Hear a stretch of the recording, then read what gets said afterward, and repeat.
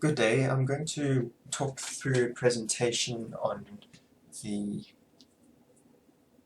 labour market effects of the Great Lockdown in South Africa, earnings and employment during 2020 to 2022 working paper that I wrote. This is research on autoregressive trends in earnings and employment and forecasting those trends.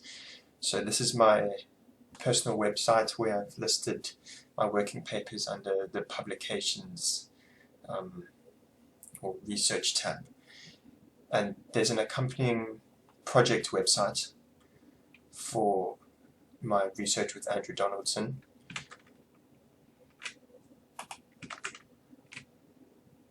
called socialinsurance.zalgri.co.za, and I've put the R script on this project website, and this project website outlines what's in the folder that I used to store the research, but the R script is also linked on my personal website here. So I'm just going to read the abstracts. This paper quantifies the impact of the COVID-19 economic shock on aggregate earnings and employment by industry in South Africa. Reconstructs pre-COVID-19 counterfactual forecasts for the 2020 Q2 to the 2022 Q4 period, and compare these with reported earnings and employment levels up to the 2021 Q1. This paper was written in 2021 Q2, and our latest available data was 2021 Q1. We find that total compensation of employees, which is earnings, in 2020 Q2, that's when the recession was 9% below forecast, while employment was 14% lower than the counterfactual. Now, there's quite a few other papers and research that shows the drop in earnings and employment, but the main contribution that my paper gives is showing the decrease relative to the counterfactual trend or forecast of these time series variables. Between 2020 Q2 and 2021 Q1, aggregate earnings recovered more than 3 times as quickly as employment. It also recovered more than twice as quickly up to the end of 2020, indicating a rise in inequality. We calculate possible recovery paths of earnings and employment to 2022 Q4. We outline implications for the Unemployment Insurance Fund and suggest ways in which the employment recovery might be accelerated. So I'm going to try and keep this presentation to 15 minutes. These are the sections in my paper: introduction, compensation of employees, loss of earnings and recovery path; 3, employment by industry post-lockdown; 4, implications and policy considerations; 5, conclusion, and then references and the appendix, which I don't show in this presentation.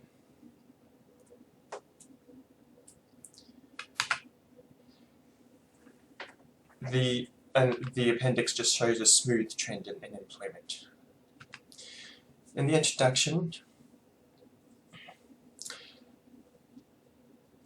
this paper quantifies the lockdown shock and the recession.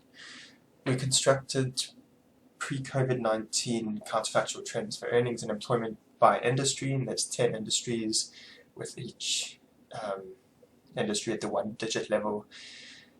And we compared these forecasted trends with the actual outcomes, which the reported outcomes were, then looked at that quantitative difference. The forecasting uses autoregressions, nothing too fancy. It's just a few lags, or 1 or 2 lags in the autoregressions. But for the compensation of employees autoregression, there's seasonality, so we use the lag from 4 periods ago in the quarterly data. Then we model possible recovery paths based on impulse responses and try and fit the recovery to the counterfactual trend over time post 2021 Q1. The data sources for the earnings, we use compensation employees from the system of national accounts. That's the latest available earnings data we have from official sources. And for employment, we use the quarterly labor force survey. And there's an Excel file which would give employment numbers, but also we wanted to disaggregate the services sector by private and public. So we used the microdata and summed up the person weights, and that's the same, gives us the same employment numbers as the Excel file. So our source code is at that URL. I'm going to the next slide.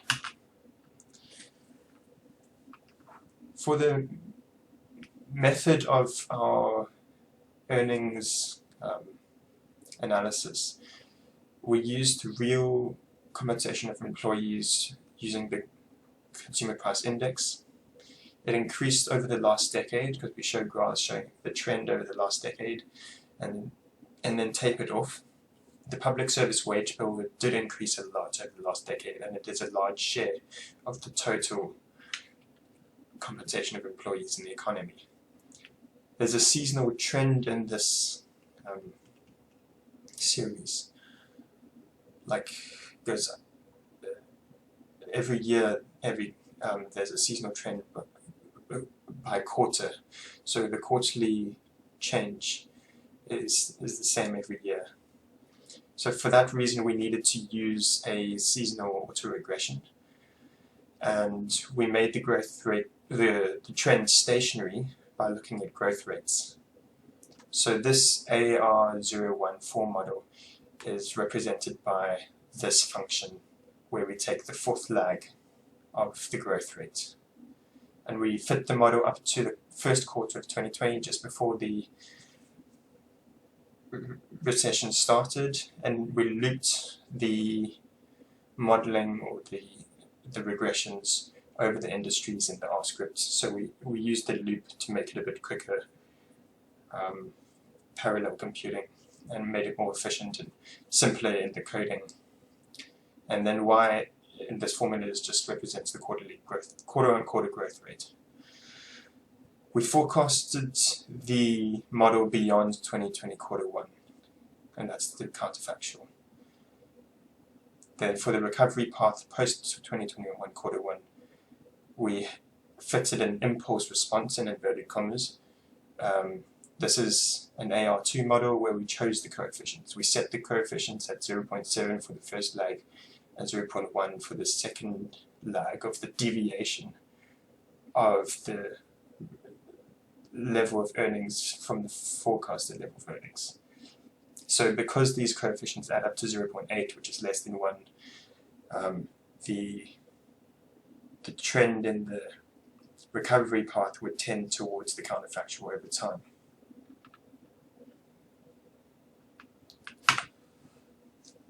The results in the total earnings loss below the forecasted trend starts off with a 9.4% drop, then goes to 30.1 billion below trend, or 4.9%, and in the fourth quarter of 2020, 22.8 billion below trend, or 3.5%, and by the first quarter of 2021 there's a near complete recovery to 0.4% below the counterfactual in relative terms.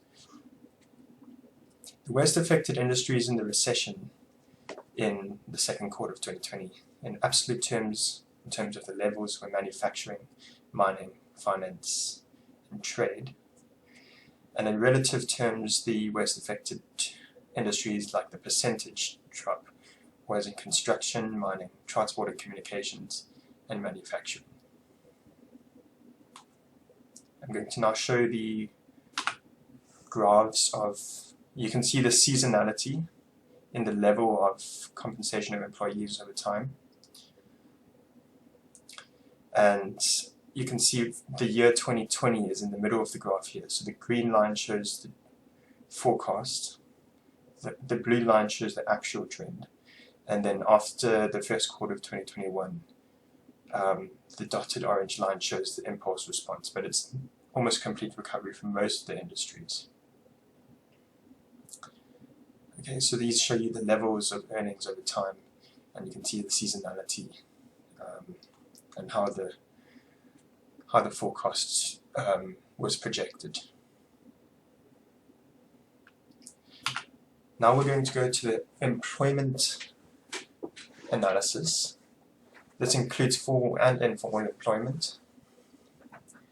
Just note that the weights for agriculture needed to be multiplied by 1.2 or increased by 20% prior to 2015 because there was a problem with the weights in the QLFS for agriculture.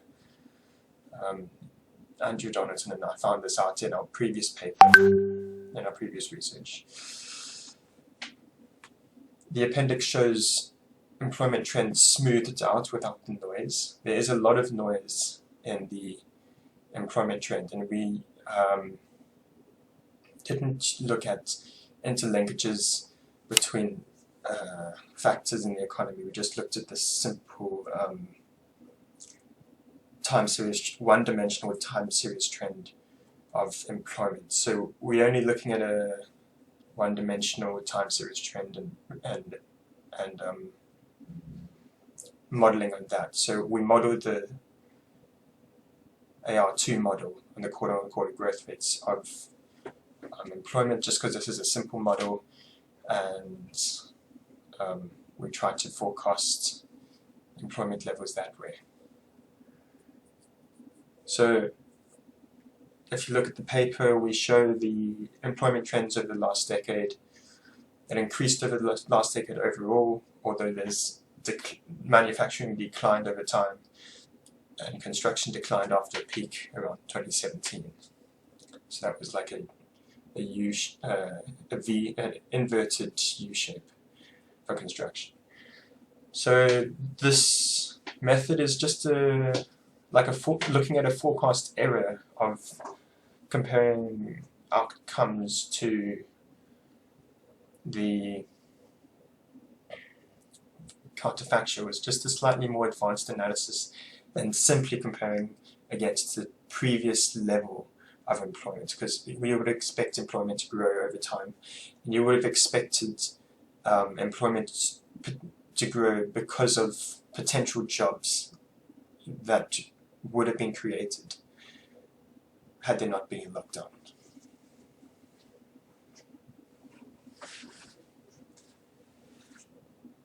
And we just also note that employment levels are net of labour market churn in the labour market, transitions in and out of informal and formal employment, and between employment categories.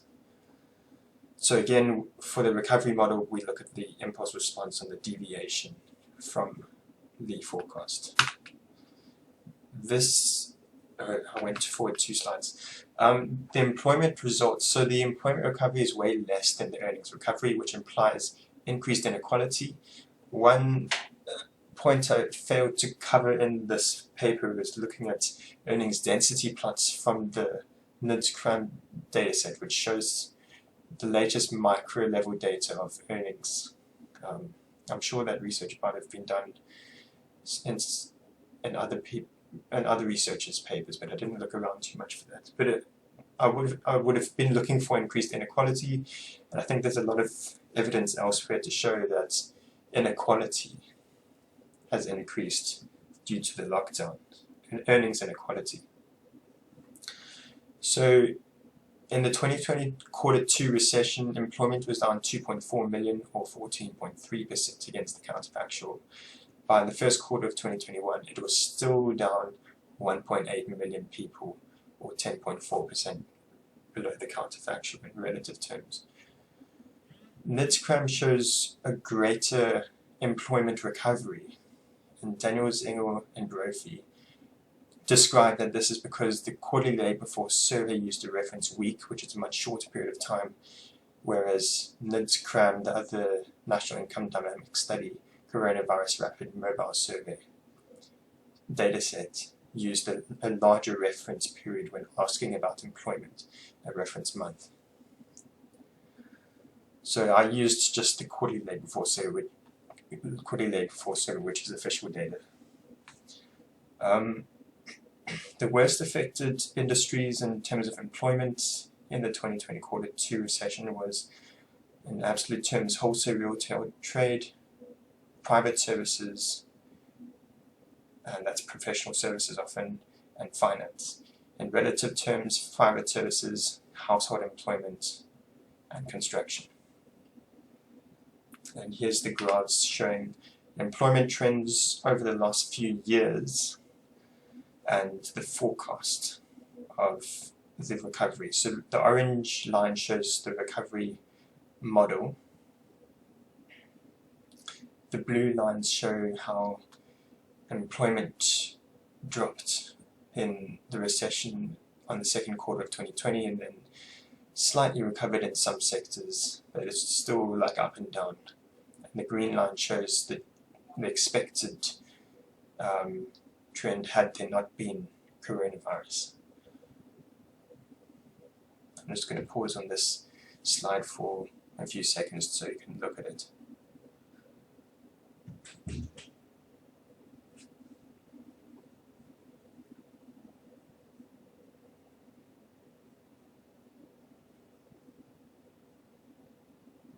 Okay. Okay, moving on. The policy considerations around these trends and results and increase in unemployment. So the temporary employee relief scheme paid out over 60 billion, which was necessary to relieve workers of their earnings loss and support them because of the lockdown. But payments of TERS were quite delayed, lagged a lot behind relief requirements, so it was ineffective in that way. Also, there was uncertainty and confusion during the rollout, so businesses might have terminated their contracts for their workers and would have led to increased unemployment, unfortunately, because of the poor rollout. So there was a bit of problems in that regard. Because there's such a high unemployment that we found, and in the paper there's some tables giving numbers, we think that unemployment insurance fund claims will be much higher in the 2020 to 2021 period, and also as workers transition off the temporary employee relief scheme TERS, the employment rate may rise further. So TERS expenditure may, so UIF expenditure may support workers more when workers move off TERS. So generally in the labour market, because of the coronavirus pandemic, there's been some work changes that have occurred. There's more remote working, work shifted away from city centres towards suburbs. The informal sector was badly hit and lower earning workers, lower income workers. But on the other side, e-commerce and the IT sector has grown. But this just also highlights growing inequality because the IT sector is a more higher income sector. Schooling and training was negatively affected during the pandemic, but maybe this could be solved with internship programs. Otherwise, administratively trying to improve education can be a bit bureaucratic. So the last point is to raise demand for labour. The existing employment tax incentive can be extended to all low-wage earners. And fortunately, recently, the President has announced that the employment tax incentive is being utilised further and extended a bit further. So this could raise demand for labour and raise the wage that low earners are earning, or low income earners are earning. To conclude, between 2020 quarter 2 and 2021 quarter 1, earnings recovered from 9% 0.4% below the counterfactual to 0.4% below. That's almost complete recovery. Total employment recovered from 14.3% below to 10.4% below, which is not that much. Finance and government services have recovered better though. So earnings saw a 3.6 times greater recovery. This suggests that the recovery in earnings amongst higher income earners has been near complete, while employment losses have been greatest amongst lower income workers. Inequality has intensified.